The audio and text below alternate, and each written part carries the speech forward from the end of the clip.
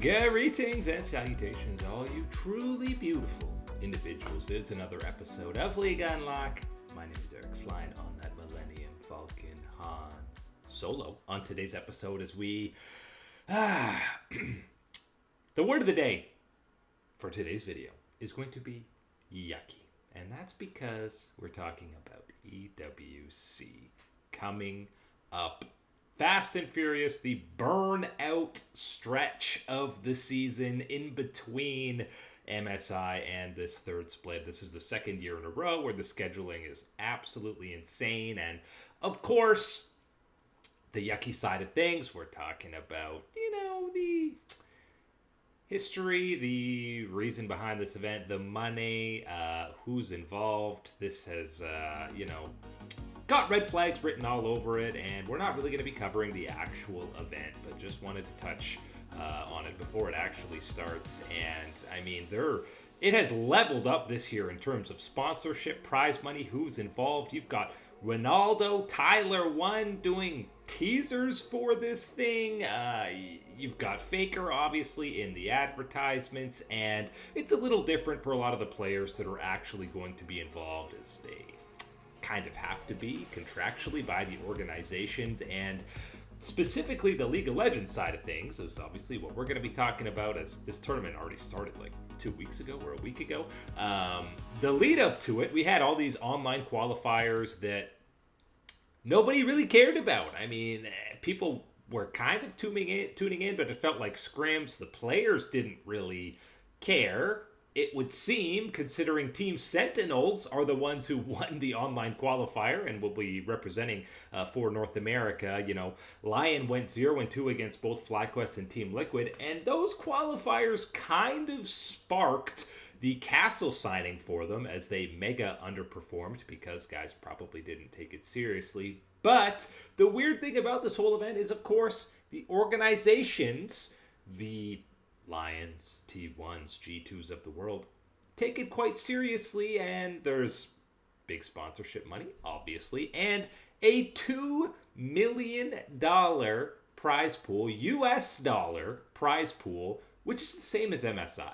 The fact that the prize money for this tournament is the same as the midseason invitational is absolute lunacy, and controversy aside, the reason this is a yucky tournament is just the scheduling and the absolute, stick in the bike spoke of the year that this is. We get started on the 15th of July, which is tomorrow, in Paris. Humble Life and BLG wrapped up their MSI finals in South Korea on the 12th.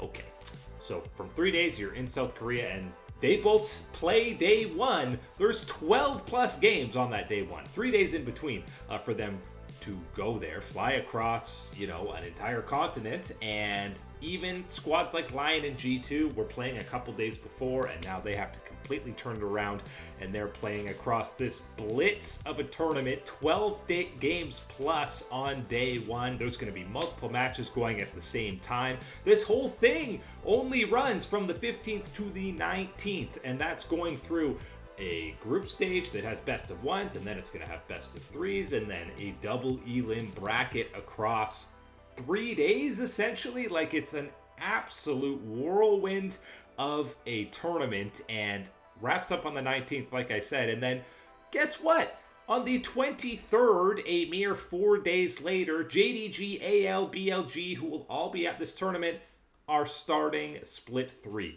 in the LPL. So from, in less than 2 weeks, BLG will have played an MSI Finals, played an entire EWC tournament, and then they're debuting in Split 3 of the LPL. And again, like, the formatting is one thing, but the scheduling here, the fact that Riot, obviously, again, getting a little bit of a cash payout, so they don't really care, but like the burnout right before Split 3 and the World Championship, which is the most important part of the season. Every single player, fan, team, coach will tell you, of course, this is the most important stretch of the calendar year, and you're going to be going in completely.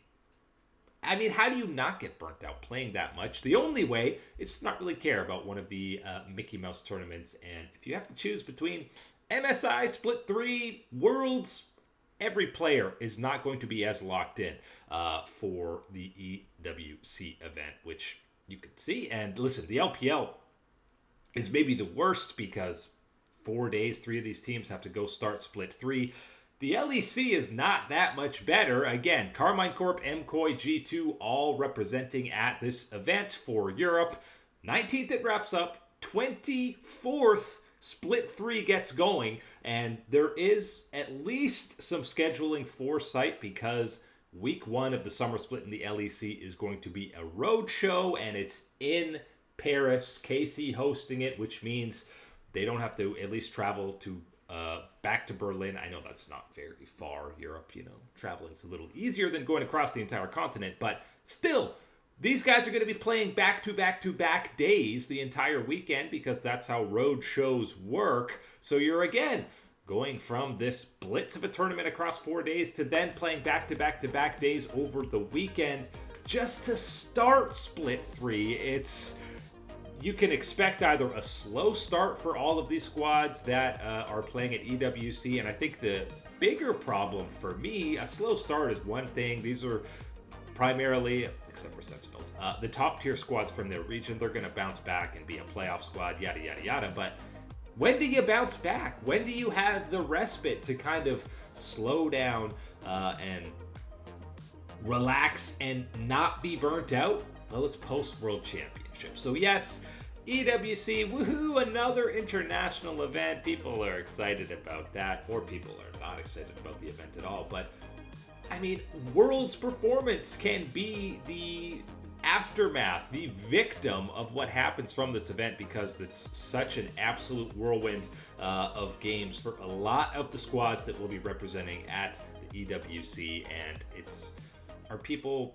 Gen G are even going to this event because they won last year. Do you think Gen G they've got a nice trophy room with their EWC championship right alongside the LCK and MSI trophies? Not a chance. It's probably more going on the shelf that the Dundies were going on for all of the non-Michael Scott members of the office. Deep cut for you guys back there. But it's a tainted international event is what it feels like for me. And the fact that it has some overflow and is going to push and potentially affect Split 3 and the World Championship is an Omega feels bad, man. I can look past the Nations Cup a little bit because it's at least an interesting format and you get to represent your country, even though there's still a bit of an ominous undertone in terms of who's running the whole event. This is just another international that you're like, okay, there's some best of ones, which feel like an ancient art already, and the teams don't even want to be there, at least for the Nations Cup. The players, it's their choice. I want to represent my nation, so it's a totally different thing, and it will be happening more so in the offseason, post-World Championship, where it won't be affected, and hopefully these teams aren't mega tilted, burnt out by the time Worlds runs around, because that is the mecca, the pinnacle, the apex of competitive League of Legends, and that's what we should really be caring about. So we're not really going to be covering this event. We're going to be doing some evergreen type countdowns and previews of Split 3 to lead up to that event, and we're going to have no implications. EWC performances have zero implications on whenever we do some of these rankings. But that is it today for League Unlocked. My name is Eric, and if you do watch the tournament, I hope you enjoy, but we'll be catching you on that flippity flip.